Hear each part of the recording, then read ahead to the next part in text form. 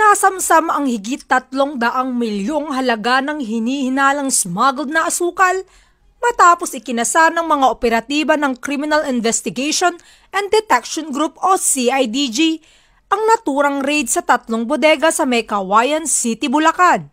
Sa inilabas na investigasyon, aabot sa 95,568 na sako na imported na asukal ang nadiskubre ng mga otoridad sa loob ng 3 bodega sa isang industrial park sa Barangay Perez ng nasabing syudad.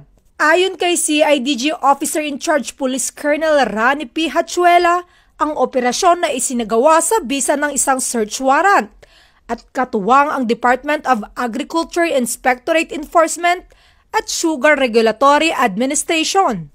Dagdag nito ang pagkakasabat sa napakalaking halaga ng asukal ay isang malaking hakbang upang pigilan ang hoarding at economic sabotage sa ating bansa. Nakatakda namang sampahan ng kaso ang mga sangkot sa ilalim ng Republic Act 10845 o Anti-Agricultural Smuggling Act of 2016. Isang paalala na hindi titigil ang ating mga pulisya sa pagtugis sa mga nasa likod ng smuggling ng produktong agrikultural na pumupinsala sa ating ekonomiya at mga lokal na magsasaka.